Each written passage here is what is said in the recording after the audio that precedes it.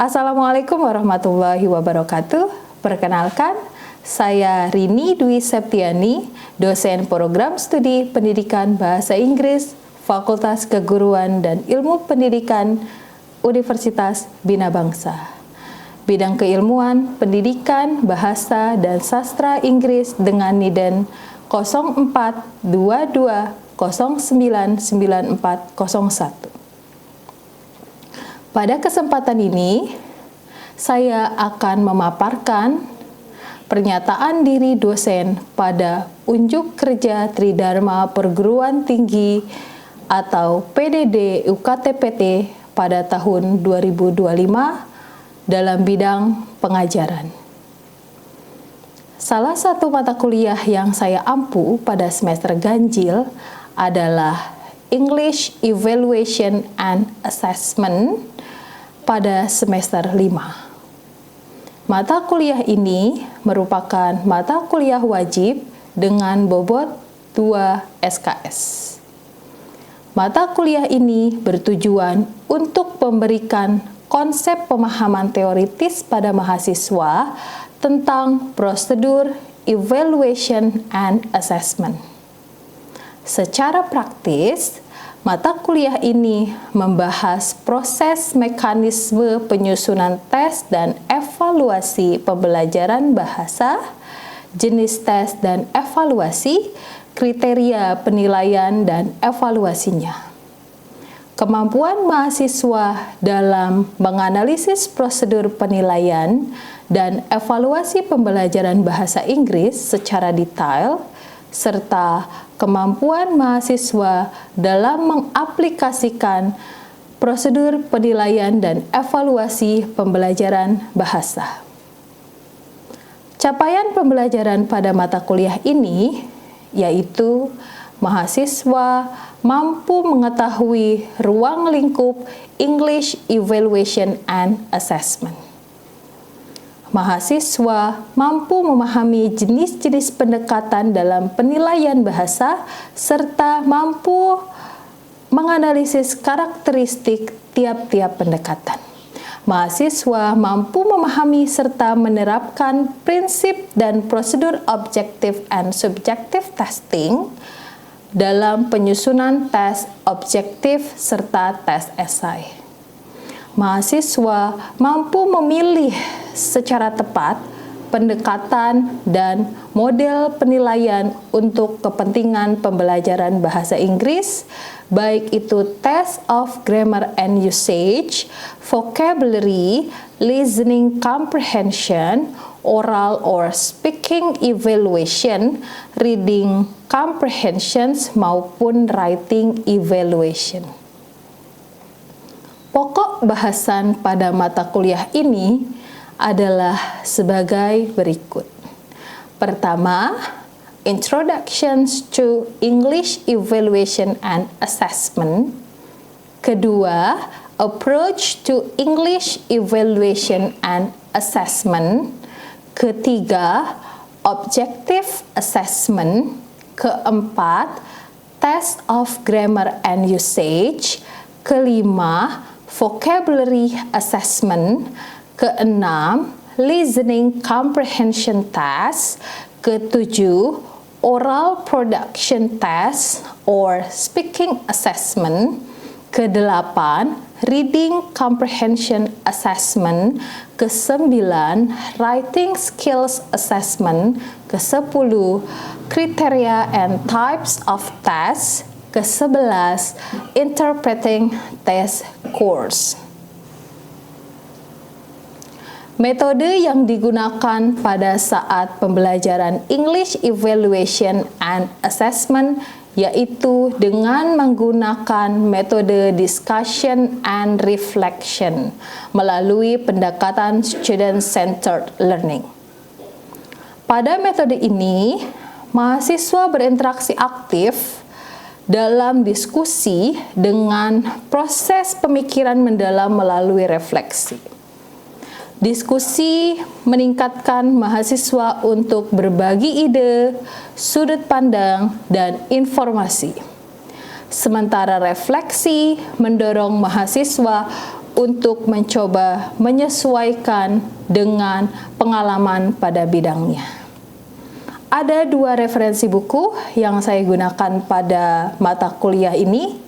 Pertama, Exploring Language Assessment and Testing by Anthony Green 2013 dan Language Testing and Assessment, an advanced research book by Glenn Fulser and Fred Davidson 2007. Untuk tahapan berikutnya yaitu video pembelajaran sebagai bagian dari proses tahapan sertifikasi ini. Bismillahirrahmanirrahim. Assalamualaikum warahmatullahi wabarakatuh. Okay, before we start our learning today, let's pray together. Pray, begin.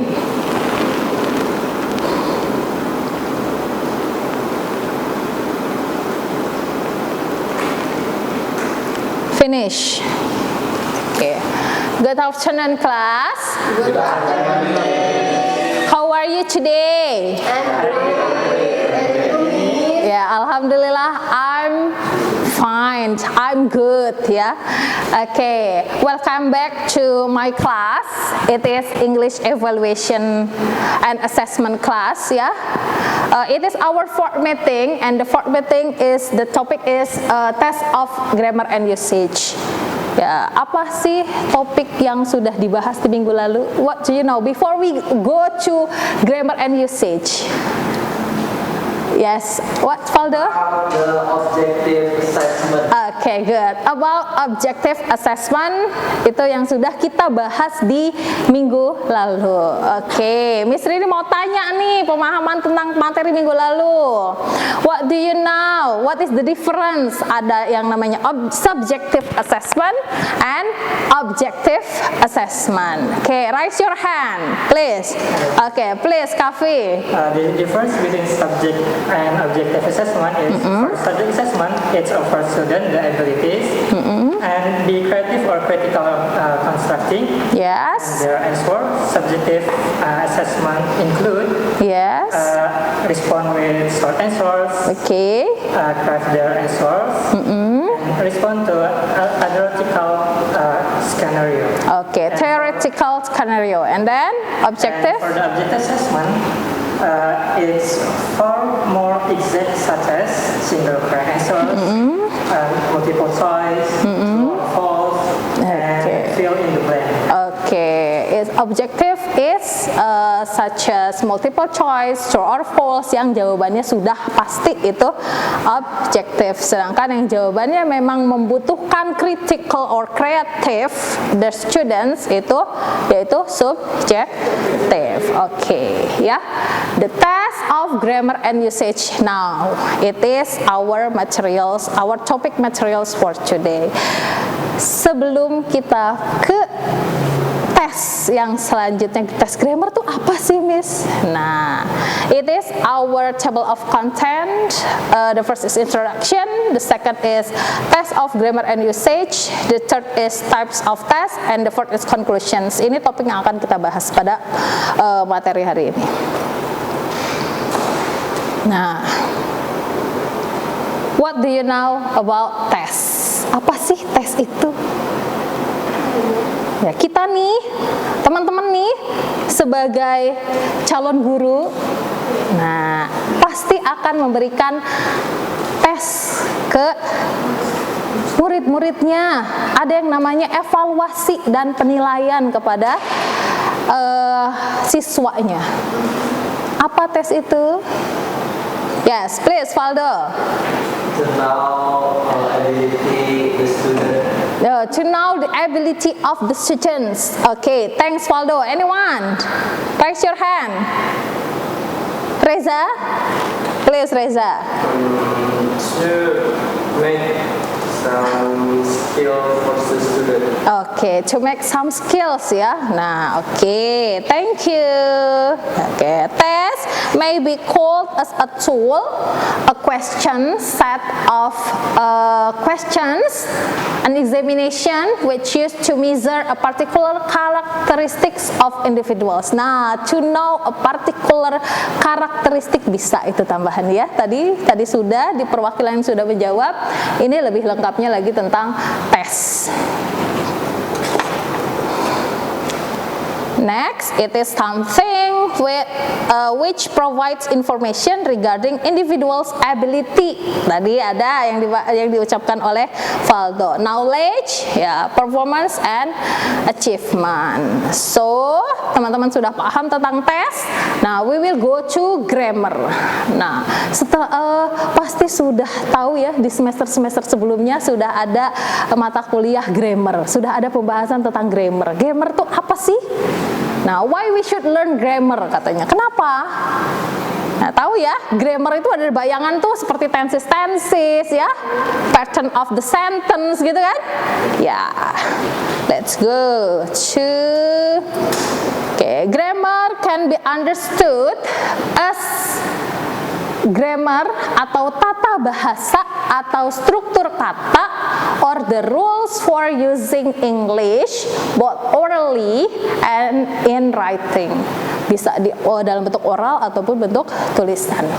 Grammar is a collection of rules for the grammatical structures of language, which is very commonly referred to as grammar atau tata bahasa.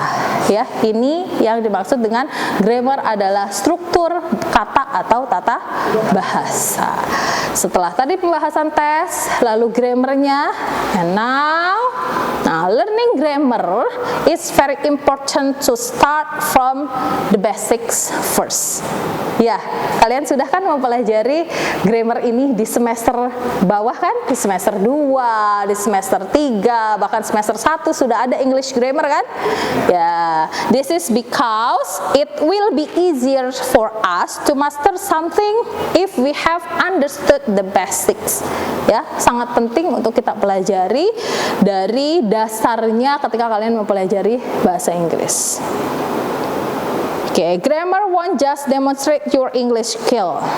It will also show that you are diligent and have an eye for detail. This is equally important if you are aiming to study abroad. Nah, mau ke luar negeri juga kita harus perlu tuh punya basic grammar itu, gitu kan. College and universities are likely to assess your academic English based largely on your knowledge of English grammar.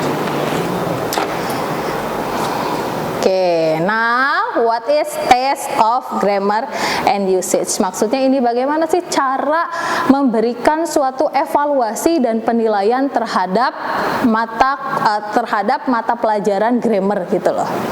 Ketika kita sudah memberikan evaluasi pembelajaran kepada siswa, terus bagaimana sih cara menilainya? Bagaimana sih cara memberikan evaluasinya itu ke siswa? Nah, ini Miss Rini akan memberikan beberapa penjelasannya.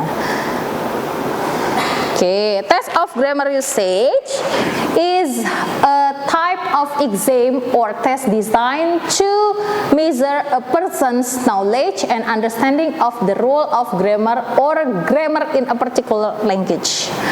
And then this test is usually used to assess persons or your students in ability to use grammar correctly and in accordance with the norm that apply in the language. It is the example of test of English grammar. Ini untuk ketika teman-teman nanti mengajar bahasa Inggris di tingkat SD atau teman-teman mengajar bahasa Inggris di tingkat SMP ya, atau bahkan SMA yang lebih excellent lagi. Tapi kalau ini kelihatan mungkin contoh untuk di tingkat SD ya. Ya, he is, lalu ada fill in the blank, lalu ada pilihan jawabannya e or an. Itu contohnya penggunaan e, an or the. Ini merupakan soal grammar. Ya. Oke. Nah, and the test of grammar usage, students are tested with different types of questions or statements that require understanding and applications of grammar rules, such as verb usage, tenses, subjects and predicate, preposition, article, and etc. Ya, student must be able to identify grammatical error in the sentence. Nah, grammatical error itu kalimat yang memang ternyata struktur katanya salah, itu kan grammar ya. And then the test their knowledge of sentence structure. The test can be used in variety of contexts, including in formal education, workforce requirement, or assessment of language ability in various relations. Nah, resultnya of the test of grammar usage can help determine a person's level of proficiency in a particular grammar and identify areas where improvement is needed. Nah, sampai sini penjelasan test of grammar dan grammar dulu. Do you understood? Yes? Paham ya? Oke, can you get it? Ya, kita bisa lanjut ya. Nah, selanjutnya itu ada types of test grammar. Nah, ini yang biasanya perlu teman-teman yang sangat dibutuhkan oleh teman-teman ketika nanti sudah mengajar, sudah menjadi guru. Oh iya, soal-soal grammar itu seperti apa? Nah, ini ada jenis-jenis tes grammar. Nah, yang pertama itu ada multiple choice. Apa sih multiple choice? Pilihan ganda.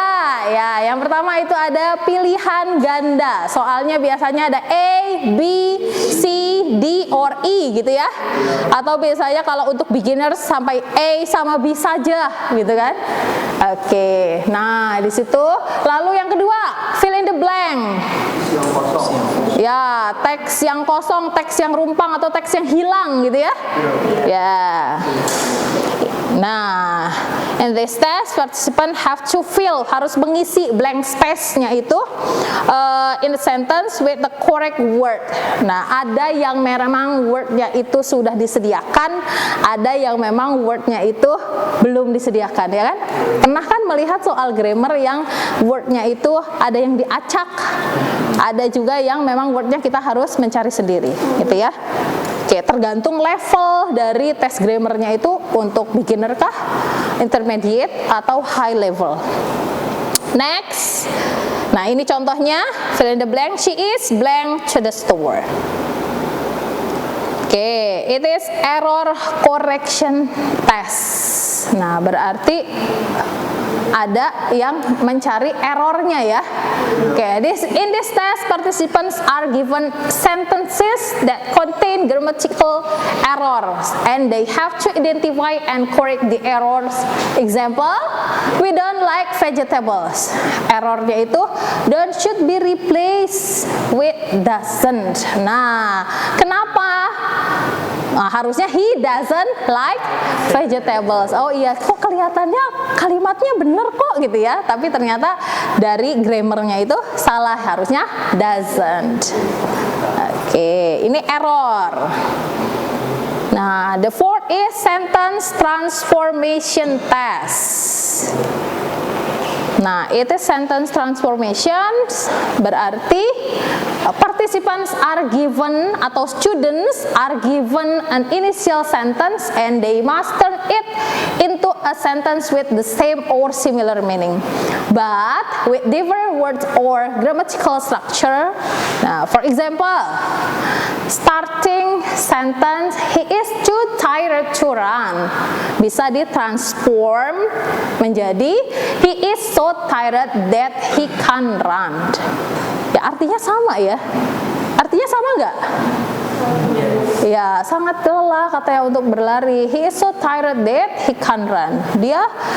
Dia sangat lelah, jadi dia tidak bisa berlari. Oke, ini yang keempat. The next is essay or writing test. Nah, ini mah berarti soalnya berupa essay atau berupa writing ya. This is a type of test that requires participants to write a text or essay in a specific language. This test may include assessment of grammar, sentence structure, word usage, or overall writing ability. Seperti membuat kalimat yang harus lengkap, ada subjek, predicate, objek gitu ya. Nah, pertanyaannya harus berupa itu. And then the last is cloze test. Nah, cloze test, what is cloze test? Nah, participants or students are given a text that contain some deleted words. Nah, ada some deleted words. They have to fill in the appropriate words in the text to make it have the correct meaning.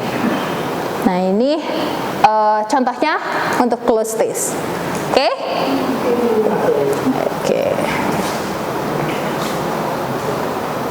Oh, not the last ya, but it is the sixth. Nah, and the seventh is proof reading test. In this test, participants are given an altered text with grammar, spelling, or punctuation error. They have to identify. Jadi, nah kalau di proofreading itu ada kalimatnya itu kita harus cari letak kesalahannya ada di mana. Nah, kita membaca, lalu kesalahannya itu baik berupa tanda baca ataupun huruf besar, huruf kecil, atau juga tentang cara membaca yang tulisannya. Nah, itu juga ini tentang proofreading. Jadi kita harus membaca detail lagi huruf besar, huruf kecil, atau punctuationnya, itu proofreading. Jadi kita wajib membaca kalimatnya. And then the last, the eighth is participants must complete an incomplete sentence with the correct word or phrases. Ini sentence completion test. Ini mah biasanya ada yang menjelaskan I like, nah bla bla bla. Itu tuh jawabannya based on the students gitu. Cuma benar-benar membuat kalimat untuk cuma tambahan objek and adverbial ya, keterangan waktu dan objeknya saja. Nah, ini hanya subjek, predikat gitu aja, atau subjeknya saja lalu nanti ditambahkan teksnya. Itu yang namanya sentence completion test. Ya, for the type of grammar test, can you get the point? Understand? Yes. Okay, next ya.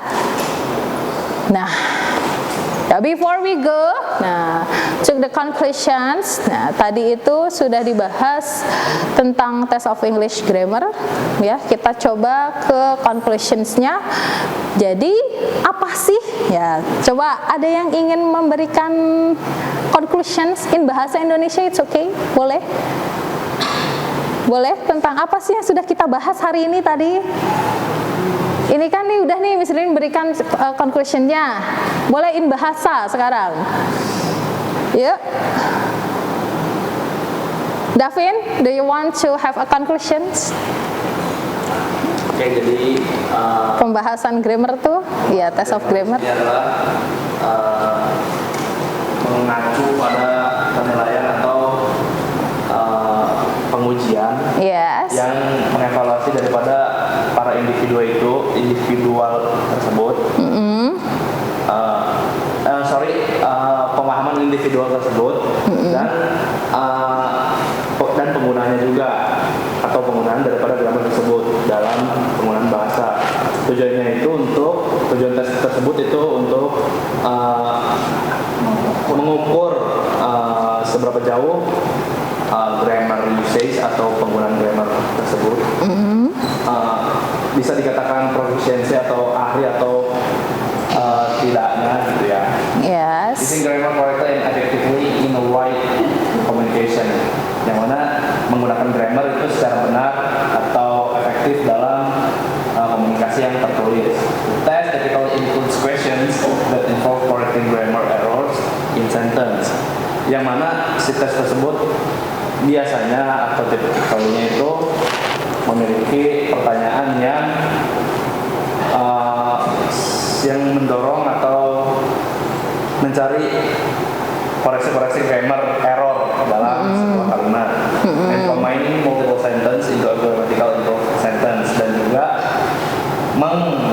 apa sih mix? Yes. Mencampur. Mencampur. Beberapa sentence, beberapa kalimat kepada secara grammar dan juga mengimprove atau mendorong si kalimat tersebut agar menjadi perfect. Oke, thank you Davin. Ya, keep applause. Boleh ya. Ya ini, jadi ini yang sudah bisa ditayangkan conclusion dan tadi sudah dibantu dijelaskan oleh Davin. Jadi test of English grammar, otomatis kita nanti ketika teman-teman menjadi guru, menjadi seorang guru, lalu memberikan soal-soal grammar. Jadi teman-teman sudah tahu pengelompokannya.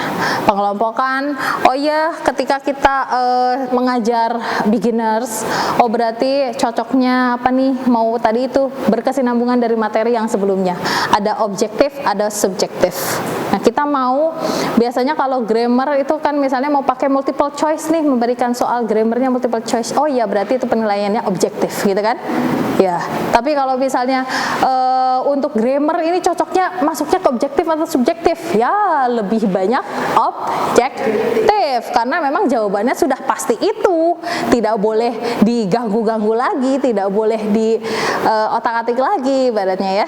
Nah, itu merupakan test of grammar berikut dengan types of test of grammarnya gitu. Oke, ya. Nah, the last, ya, do you have questions? Please.